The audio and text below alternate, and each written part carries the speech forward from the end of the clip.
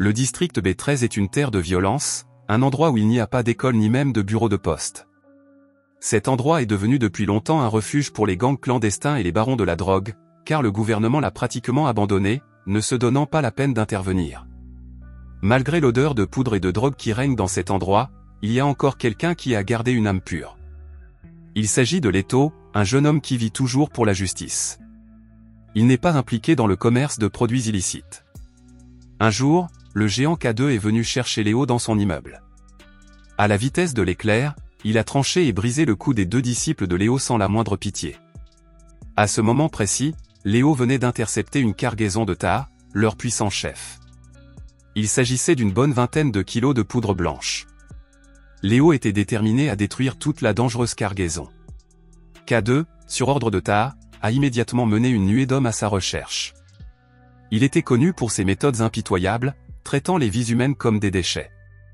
Entendant l'écho des coups de feu, Léo comprit que la situation était devenue très tendue et tenta immédiatement de se débarrasser de la marchandise en l'envoyant au loin. Les hommes de K2 ont rapidement pris d'assaut la pièce, mais Léo était prêt. Il s'est jeté dehors, risquant sa vie dans un combat. K2 veut le capturer vivant et ordonne à ses hommes de ne pas tirer. Finalement, il escalada l'escalier de secours et se jeta sur le toit. D'un puissance au périlleux, il le transporta sur un autre toit, laissant les hommes de main sans voix. Le patron, furieux d'avoir perdu un chargement d'une valeur d'1 million d'euros, a froidement récompensé chaque homme d'un bonbon au plomb sur le champ. Heureusement, K2 était réveillé et utilisa son gros ventre et son visage épais pour sauver la situation. Il a suggéré que Léo avait une petite sœur nommée Lola et que s'il parvenait à la kidnapper, il pourrait la tirer dans un piège. Taha acquiesça, lui donnant une nouvelle chance avec la menace supplémentaire que s'il échouait à nouveau, il n'aurait même pas à prendre la peine de revenir chercher son propre cadavre. Ketu dirigea immédiatement ses hommes vers le supermarché où travaillait Lola, avec un plan sombre. Il a effrontément kidnappé Lola en plein jour, et tous ceux qui en ont été témoins ont considéré qu'il s'agissait d'un événement normal. K2 a emmené la jeune fille directement au siège de l'organisation, un endroit si bien gardé que même une mouche aurait eu du mal à y pénétrer. Alors que le chef jubilait, Léo débarqua soudain du ciel comme un dieu, une lame froide pressée contre son cou. Il a rapidement maîtrisé Taha, le transformant en otage. Le chef en main, Léo et sa sœur s'avancèrent avec assurance au milieu d'une centaine d'armes pointées directement sur eux. Même l'homme chauve et arrogant a reçu une leçon qu'il n'oubliera jamais. Tirant parti de leur avantage, les deux frères ont réussi à échapper à l'encerclement, à faire monter Taha dans une voiture et à se rendre directement au poste de police. Mais les hommes de Taha arrivent et encerclent le commissariat, rendant l'atmosphère tendue, prête à exploser. Craignant qu'ils ne mettent le commissariat à feu et à sang, l'inspecteur décide incroyablement et lâchement d'arrêter Léo au lieu de Taha.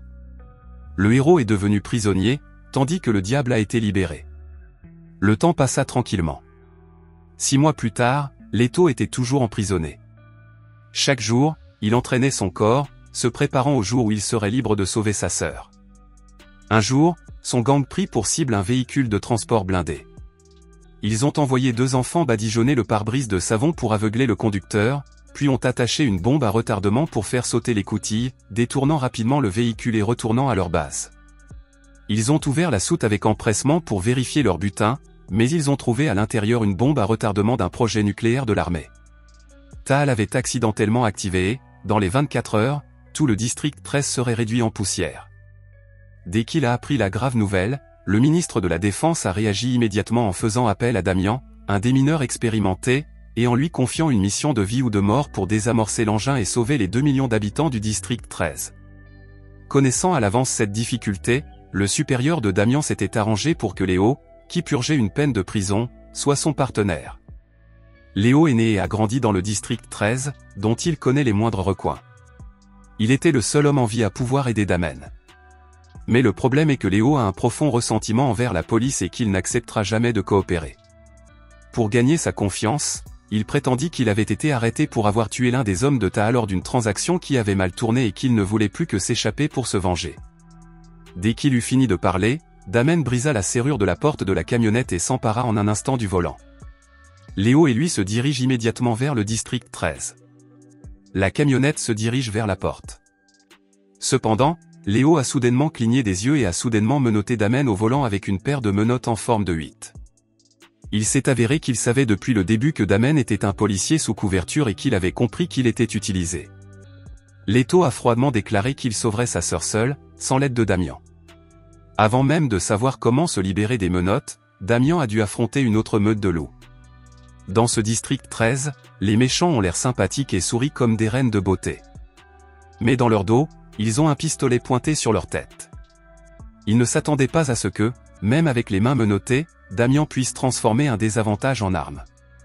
En un clin d'œil, il a repéré la cachette de Léo et a opportunément retourné les menottes en forme de 8 pour affirmer qu'il n'avait pas l'intention de l'affronter.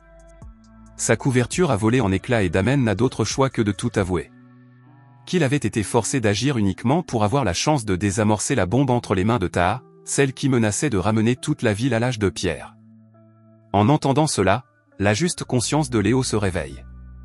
Il met de côté sa rancœur, tend la main pour serrer celle de Damen et tous deux deviennent officiellement des alliés. Damen voulait que Léo le conduise à la maison de Taha pour qu'il puisse s'y infiltrer secrètement, désamorcer le détonateur et sauver sa sœur Lola. Mais Léo sort son téléphone et appelle directement Taha. Il lui annonce qu'il viendra personnellement avec un agent pour négocier au sujet de la bombe. Damen proteste de peur d'être découvert, mais Léo connaît bien la personnalité de Taha. Comme prévu, les hommes de Taha sont apparus peu après, les ramenant tous les deux à la base sans aucun soupçon. Face à Taha, Damian affirme qu'il est le seul à savoir comment désactiver le code. Sinon, lui et les 2 millions d'habitants connaîtraient le même sort dans la tombe.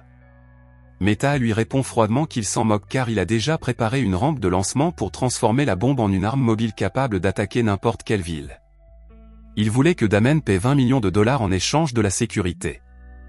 N'ayant pas d'autre choix, Damen a fait semblant d'appeler ses supérieurs pour débloquer les fonds. Damian devait prétendre que le transfert avait été effectué avec succès. Taha a immédiatement fait vérifier son compte et, à sa grande surprise, la banque a annoncé qu'il faudrait encore une demi-heure pour le traiter. Les deux hommes ont ainsi gagné un peu de temps. Léo sait que s'ils n'agissent pas maintenant, la situation va empirer. Il exécute immédiatement un spectaculaire saut périlleux à 360 degrés et, avec Damian, se glisse dans la salle de bain. Grâce à son habileté suprême, Léo a rapidement brisé le panneau du plafond, créant ainsi une voie d'évacuation vers l'étage inférieur. Malgré les balles des hommes de main qui sifflent dans l'air, tous deux parviennent à s'échapper sans encombre. Lorsqu'il apprit que Léo et Damian s'étaient échappés, Taha entra dans une telle colère qu'il exécuta l'un de ses hommes pour se calmer. Mais avant qu'il ne puisse se calmer, il reçoit un autre grand choc. Le gouvernement n'avait pas transféré d'argent et tous ses comptes bancaires avaient été gelés. Alors qu'il disposait de millions de dollars, Taha s'est retrouvé sans le sou, sans un seul centime à son nom. Maintenant qu'il n'a plus rien, ses hommes de main, mécontents depuis longtemps, se retournent contre lui. En une nuit, Taha est passé du statut de roi du district 13 à celui de moins que rien, et le trône a changé de main. Dans un moment de désespoir, Lola a marché avec son pied sur un bidon d'essence qui se trouvait à proximité, puis a allumé une allumette, avec l'intention d'y mettre le feu pour mettre fin à ses jours et empêcher son frère de se sacrifier à nouveau. La flamme était sur le point d'éclater lorsque Léo s'est précipité juste à temps pour éviter la tragédie. Il ne reste plus que 3 minutes avant que la terrible bombe n'explose. Le temps semble s'être arrêté. Damian, dans un moment de tension extrême, appelle son supérieur pour lui demander le code de désactivation de la bombe.